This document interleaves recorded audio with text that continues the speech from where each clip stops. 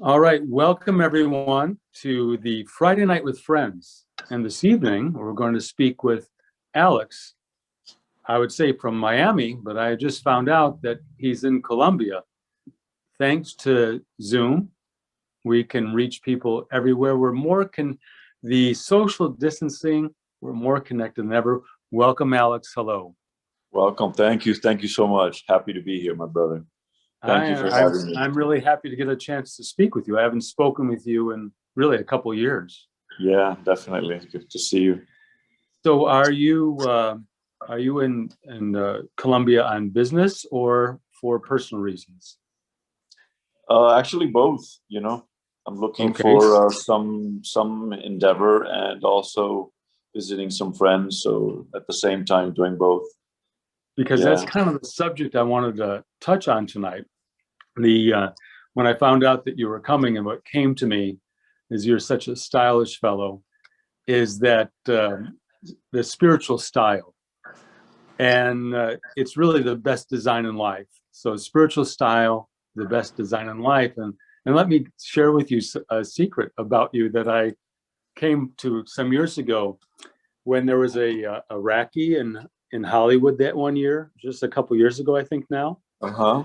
And you shared a meditation and a little class during the thing. And as you were walking up to the stage, someone said, "Wow, look at his style, it's so good. It's Miami Vice." And I My, said, "No, it's Miami Viceless." Miami And Viceless. Yeah, very Miami true. Viceless. So now in my mind, you are Miami Miami Viceless. And Viceless. I I like that. like Thank that you. term. Isn't it nice? Yeah, Yeah. definitely. Alexander, Miami Viceless. Alexander, Miami Viceless. So Yeah. tell me a little bit about your business life and how that relates to spirituality. And not necessarily relate, but give a little background on your career. Well, you mentioned something that's just key on. It's called design your life. No? And I have the great fortune of coming from a very fashionable family, and design was pretty keen on the way we lived, no? The house, the way we dressed. And I think I somehow have brought them two together, spirituality and design, because it is so needed. It's so needed, like where you live, your space, that your space be a space that generates a peaceful space, a loving space, where you have articles and paintings or furniture that, touches the heart. Maybe someone gave it to you, or you found it in a really nice boutique store somewhere, things that mean things. Same thing goes for clothing. What you wear is, represents like who you want to be for the day. You want to wear a tennis outfit, you want to look casual, then that's who you are for the day. I'm a casual, like, maybe want to be tennis player.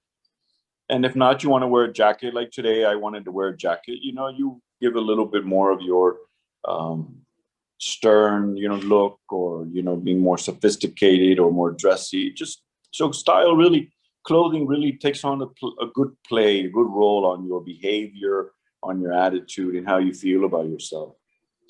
So design really plays a very big part in our lives, furniture, home design, fashion design. That brings.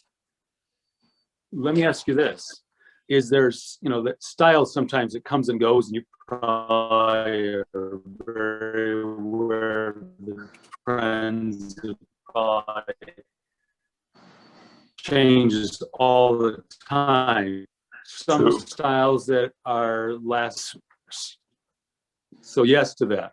So that's what I mean. I'm looking for my ease in my own life is kind of like the bones of it. Maybe there's a bones of a design. Like what are the bedrock in spirituality is a bedrock, in design there must be a bedrock as well. What would you consider some of the bedrocks of a spiritual design in one's life? Good wishes. Good wishes. Well, you I hit a. think that how we entertain our mind and our thought pattern is our rock for spirituality. Because number one, we are spiritual beings above it all. Before we are human beings, we are spiritual beings. And in that spirituality, if it's full, if you feel full of spirituality, that means that you feel the presence of God. That means you feel of who you are, that you have these qualities and virtues of purity, of good feelings, of love, of respect for humanity, of cooperation. And the more that you increase these values in your life of spirituality, I feel we start feeling complete. And I think that's the rock of who we are, besides of our true identity, because we must know who we are, because otherwise we're in that vague fog of who am I, what should I be doing, what should I be selling, who am I? And Yes. that's a tough place to ride life with, and so that's the identity crisis. So I think that rock is the identity of who you are and how you think. So, and you're saying that really that knowledge would come first, that you need the knowledge of how to design, of what's possible for you. And then we have that next difficult part of the application process. Before you came on, Mita and I had a little conversation about being the same externally and externally, which is quite a good design. But at first, when I see what's inside, it's kind of a mess. So I identify my own mess. Is cleanliness an element of design? I'm glad you led that way. Yeah, absolutely. Cleanliness is keen. Cleanliness has a lot to do with the royalty of your who you are. Because if you look at movies and anytime that they show a royal house or a royal family, there's always in the background the servants cleaning, wiping windows. It's always a representation of royalties, that cleanliness. So cleanliness really, it eases the mind. When you clean your house, you feel like you just shifted the whole energy and it cleaned you up totally. Absolutely. You're ready for a nice shower, put on some nice clean clothes, and you're set. That feeling of cleanliness really goes into that royal feeling of like, it's a really good, cleanliness is extremely important. It's an interesting thing also on how you space in design, as far as interior design. You have to have a certain amount of space in between the rooms and between furniture. And that space is a form of the cleanliness that we need. We need to have that sense of freedom of movement, that we can move and that things are balanced. You don't want to have a room that's full of clutter and the other one's really empty, because there's no balance in that. And so the balance as well in design is extremely important. Same as colors.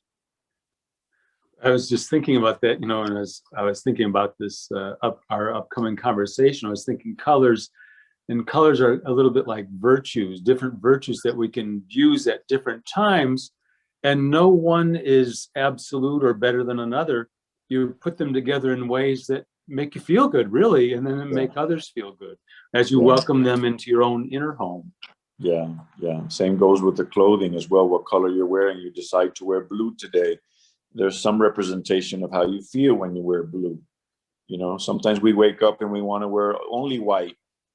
And that's also very clean, pure feeling for the day. Maybe at night, I like to wear black on pants and a black shirt or a blue shirt, black and blue, just monotone, I'm not trying to make a fashion statement, but it's dark nighttime, so I'll wear black. Daytime, I love to wear white. It's daytime. I wouldn't wear white though on a gray day, on a rainy day. It's not my feeling, So yeah, colors do play a lot of sense in how you're designing your life for the day. So feelings have a lot to do with it as well. Do the feelings dictate the design, or does the design dictate the feelings? Both. To create the design, we have to create what feeling we want to portray. So then we go from there on what the design is. And then once the design is done, then we're creating a feeling for someone to emerge in. It's like when you walk into a restaurant or a hotel lobby, that first impact of what it makes you feel like, whether you decide whether you want to stay there or not. Then then it's the food or the hotel room that plays a part. But initially, You walk into a lobby and you're like, oh, this is me. I really want to stay here. You have no idea what the bed is going to be like. Right. And you make that the same as a restaurant, the design of the restaurant, the color, the feeling. It's like, oh, do you want to eat dinner here? Yeah, this is good. Let's eat here. Or maybe no, maybe it's too stuffy for our. So yeah, Let me ask, going a little bit deeper, let me ask you a question. Does the person who inhabits a space, does those feelings or that consciousness of the person affect the room for others that might come to it afterwards? yeah, absolutely. Absolutely. And the more, let's say that you're in your own space and it's your living room, the more time you spend in there, that your energy's in there, when anyone else comes in, also, they will emerge in that energy that you have left. So if you're in a very royal, beautiful room and you feel that royal, beautiful silence, next person coming in will also take on that same feeling that you left behind. Right, because I have noticed that, like in going to like maybe a sacred place, or it's just some of the, like a meditation center where all people who meditate, I don't know about other people, but I swear I could feel that there's an energy in there that has been left from the, I guess, the overall consciousness of everyone who's been there. Yeah. So then I'm thinking, is that, can I not do the same thing for myself in my own little abode, is creating a sacred space based upon the purity of the design that I'm making? Absolutely. Absolutely. And your energy is fed off the room, and so then with your kind of knowledge, like you must be very aware of when you go to a place of what the experience you're having is. Specifically, like in like a meditation center or a temple or a sacred space. What about that? Do you have that experience? Yeah, absolutely. Absolutely. And those are spaces that I long for to merge in for some time. I'll always visit, especially like the beautiful cathedrals, the ones in Europe or some Catholic cathedrals. They're so spectacular. You're just looking up into those ceilings and seeing those paintings on those ceilings, the height of it. You feel like it's just God is in that presence, Right. simply because of the altitude of the space, the paintings that they have on the space, the remembrance of, Christ or whatever saint, or, with those beautiful gowns. It uplifts the soul immensely. And then you can go to a Buddhist temple where there's nothing but just this one Buddha statue on a stage, which also has a beautiful feeling, of that simplicity, of that awe. So yeah, it's amazing how one extreme to another in decor can still emerge that great sense of spirituality in you. So in a way, we're always exhibiting our own decor with one another, even though we may not know it. We all have I guess we all have a sacred space, don't we, within us? And by the amount of cleaning that I'm doing of myself, I'm able to show my virtues or whatever color I want to. If I'm a mess, no one even notices me, or they say you're messy, and I can't get across of what my value is. Well, it's extremely important. If you think about it, if I tell you I'm going over your house and you find it to be messy, the first thing you're going to do is, I got to pick up this mess. Absolutely. Why? Because you don't want me to see that you are a messy guy. Right. And so, yeah, we are a reflection of how we live. Those people that could have their house a mess and they think that it's all okay. No, there's a sense of a little chaos going on in their mind without them realizing, because they've been used to it. They've gotten accustomed to that mess. But it's extremely important to identify. Let your home identify who you are. Like even the car you drive. You want to drive a sports car, convertible BMW, versus a Toyota Camry. I mean, there's a huge difference in the ride in the car, and it's going to make you feel different, right? Driving one car or another. Yeah, cars are just to get you to point A and point B, But the ride from point A to point B, it makes a big difference in how The you feel. experience. Yeah. And then when you show up, here we go. When you show up, there is now a perception of who you are, of your own self in others, and also what others are going to perceive in you. So everything goes to play. Everything goes to play. It's extremely important, I feel like, to even have your car clean. When you get into your car and it's like the mats are clean and there's no dust on it and the wheels are shiny, it's an amazing clean feeling versus when it's a mess. I just experienced that yesterday. I felt that the car was saying thank you, and it seemed to even run better after I got it cleaned. It drives better. Yes, exactly. We behave better when we're dressed up. See, it's a lot to do with cleanliness. And then you mentioned something that right away that I've been thinking about is good wishes. And that's kind of a design too, is that I'm not inhibiting anyone from making a design. And of course, like if you think about the basis of good wishes is just really purity, the purity of my intention. And so it's so related to cleanliness. That must be the first aspect of design. I don't know anything about design, but imagine that cleanliness is before you do anything. Yeah, you have to clean before you start.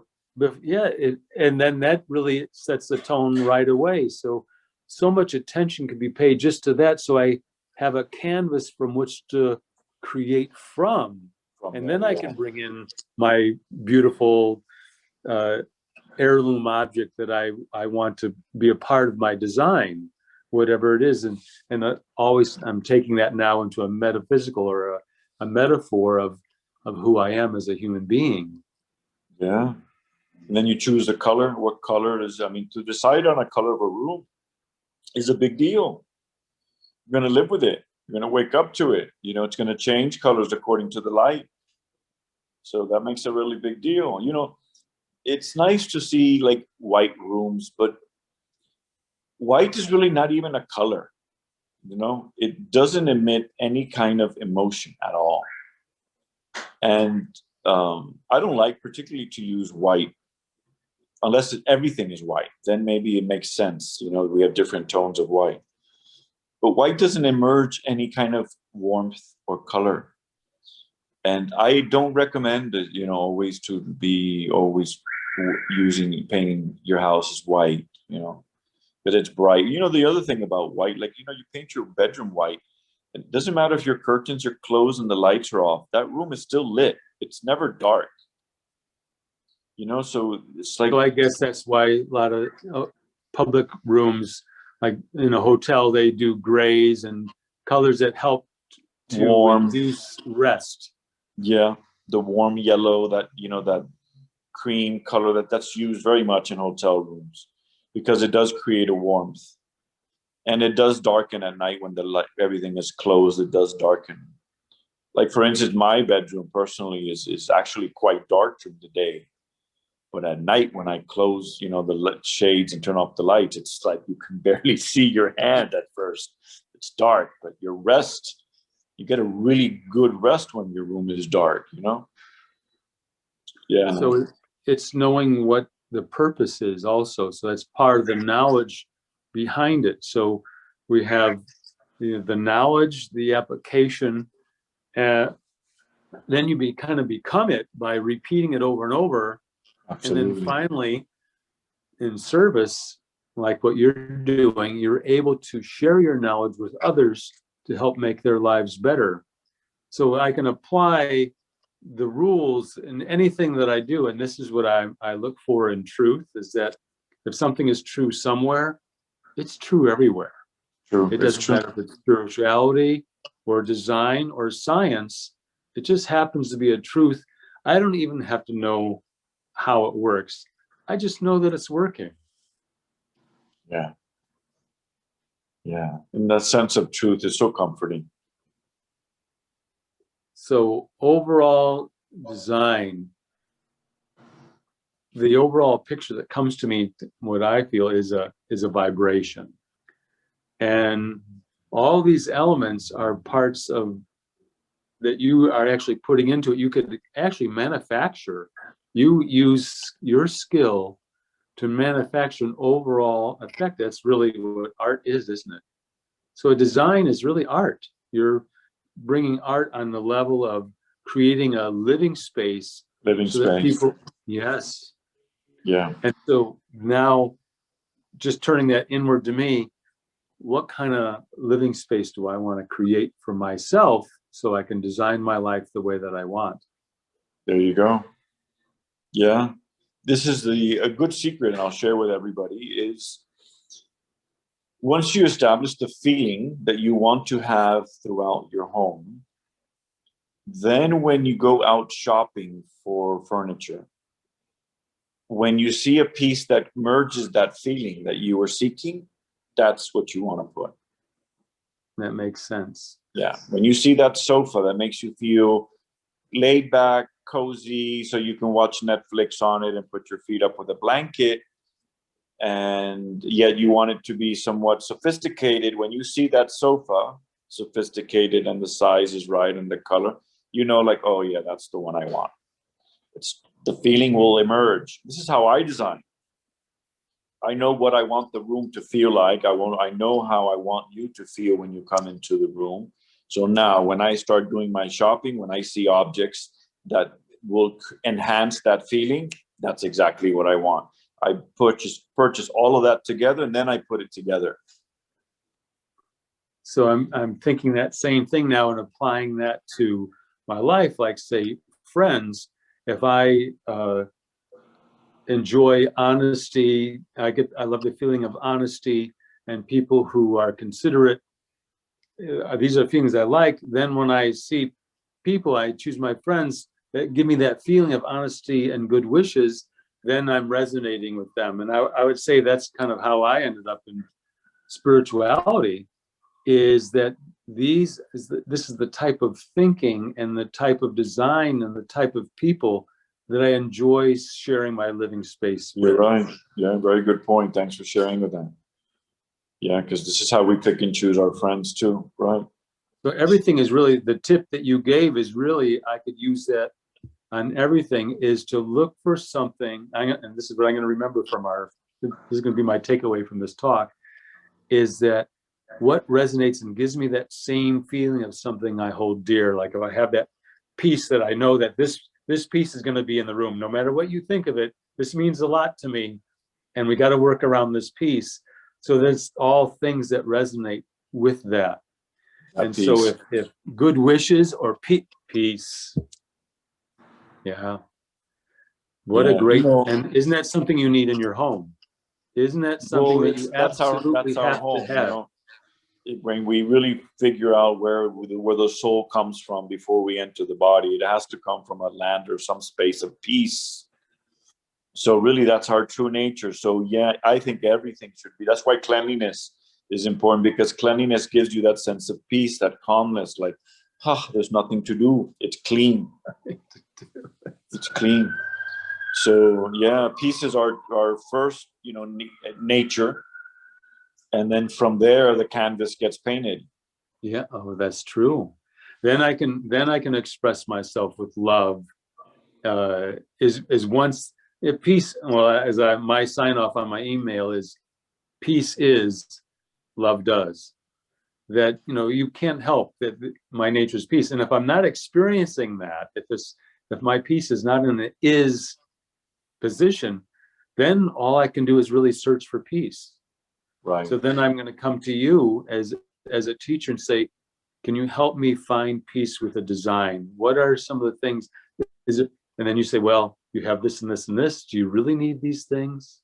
Or are they just attachments that you have to these things?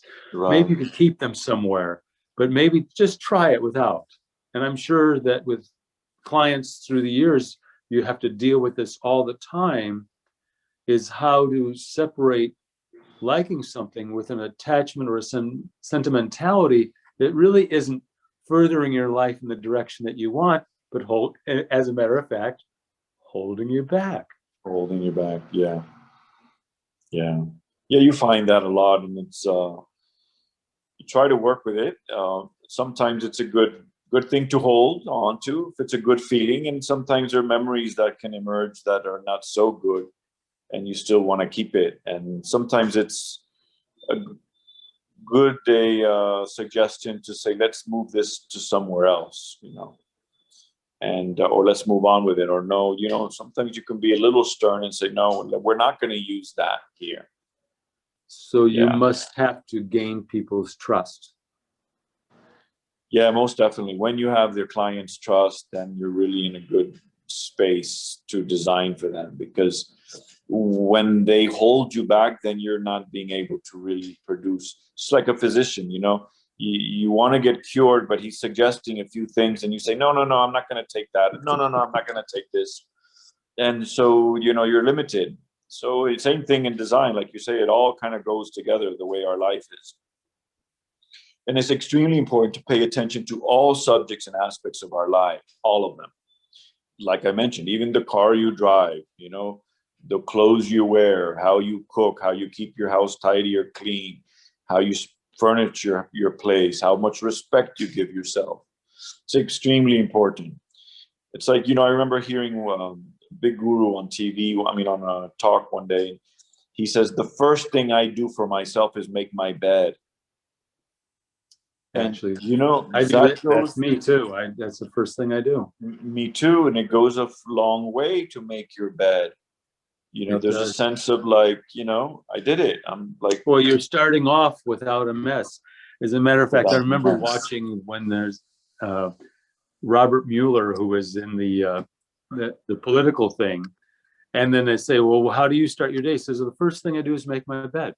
Make my bed. So no matter what his responsibilities are that are kind of global in nature, he still did not have someone do that for him. He did that for himself, because this is part of the process. So he's clean, Right. So it's really, purity is really the aspect. Everything that you're telling me is coming towards purity. About back to purity. Yes. True. The basis of good wishes. It's the greatest feeling we can offer ourselves, to feel pure, to feel clean, to feel just, that feeling of, it's just, purity is royal, And then to recognize in someone who's not experiencing it, but to recognize that also maybe their nature is also purity, and then not to be someone who continues to make them think of themselves in that same way, but to just relate to them in a way that makes them also say, well, yes, I do feel that way. And thank you so much for recognizing that in me. Yeah, that's a good feeling too. They do recognize that in you. Well, I find it so important to be recognized, because it's probably more than, it's something that I said to Sister Wadi years ago, is that even more than having worldly success or love, but to have recognition as who you are, that maybe the people that you're with your whole life and your family don't really recognize. They love you because they're attached to you and you're part of them. But to see you as you are, that the way you think yourself, for someone to see that from the outside, that's really an act of great charity. Yes, it is. And spirituality is, to me, probably the only way that I could truly do that, because I'm no longer seeing the external, but I'm relating to that being inside that you referred to earlier. Yeah. When someone points out some aspects of yours in spirituality versus your physical, it's so much more rewarding, where someone will tell you, you're very honest, or you're very loveful. Yes. Versus like, oh, I love the way you dress, or, you're an amazing designer. These things they're sweet, but the aspect of recognizing your purity inside is really the greatest reward. Well, I recognize it. I recognize that in you. I was going to say the same thing about you. Yeah. See, and we all come from such different places, but look at how we're all the same. And so we're harmonized. So how can I harmonize if I'm impure? Because I'm not even in harmony with myself. With your own self, right? Yes. Yeah. One thing I want to share with you that I just recently came to a discovery was, what really divides us, humanity, and separates us is that we are from different cultures. We all accept that and realize, and in fact, that's why we travel, so we can observe the different cultures. But really, at the end of the day, we're all the same. We all sleep, we all wake up, we go to work, so we true. eat, we share with our family, with our friends. We may eat differently, we may like live a little differently, but at the end, we're all doing the same thing. Yeah, that must be living the same life. Yep, absolutely. Absolutely. And so this is really where humanity, we're all one. So we're all connected to some source of family, some family, right, that we're all connected to. And then this is where it is. This is our spirituality where we connect. So that's the design. The design is there. We've focused on the differences rather than, it's not even similarities. It's the same. It's more than that. It's the same. Not just maybe we don't want to see each other as the same because that could be boring. So we start looking for our differences, you know? Yes. Well, we have the differences are we offer different colors all the time. And when you put them all together, it really is a rainbow. It's a rainbow coalition. So, brother, let's not have our audience wait too long. Let's do a little meditation. Would you like to give a little commentary on spiritual design in life? Sure, why not? Okay, I'll put on a little music, about 3 minutes or so, and you give a little commentary.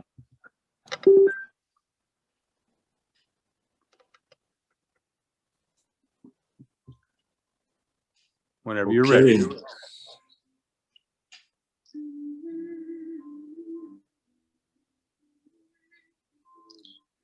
All right, let's just gently close our eyes and find a very comfortable space in our home or office or wherever it is that we are. Just break open your eyes where you can sense that you're in your physical space. And also, I would like to ask you to come inside the mind and into the forehead and look inside there.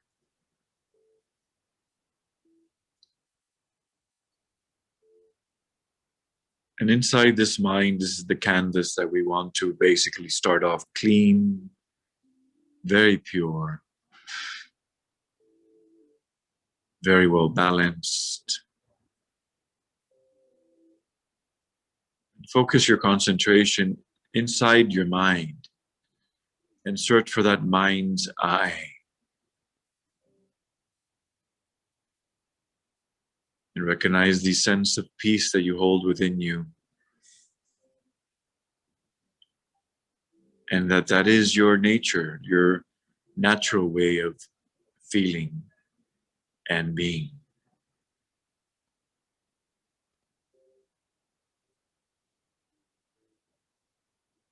And here I ask you to ask yourself, how do I want to feel daily?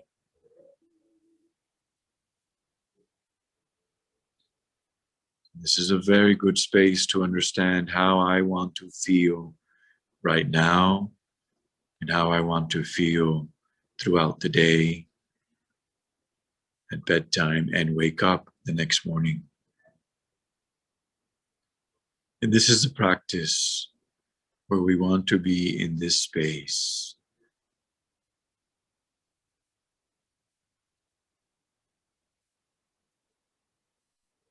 You are walking, thinking, doing, and being me, being I.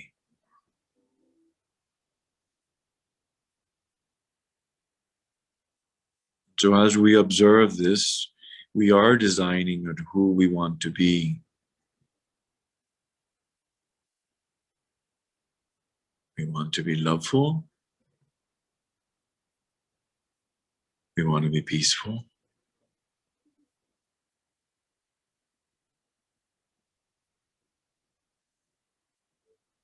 We want to be wise.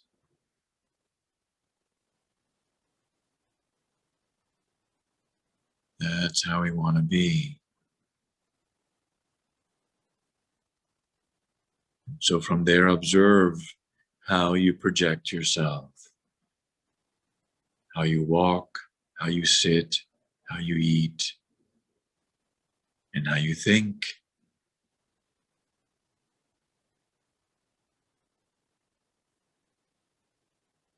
I monitor what I think. I monitor what I speak.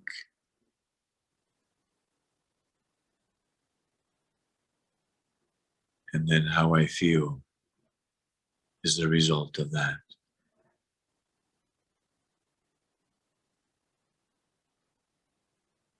I thank God for all the blessings in my life. I thank God for igniting the light inside of me. And I thank Him for also allowing me to ignite others.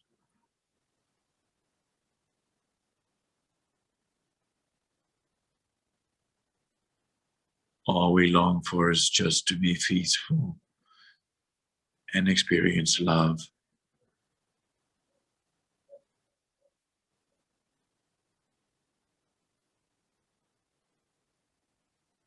That's all we want. The ability to love others, spread love, and the ability to nourish and generate it within me.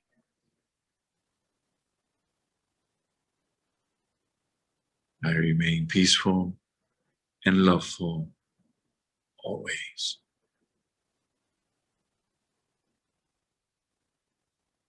Thank you, and Om Shanti.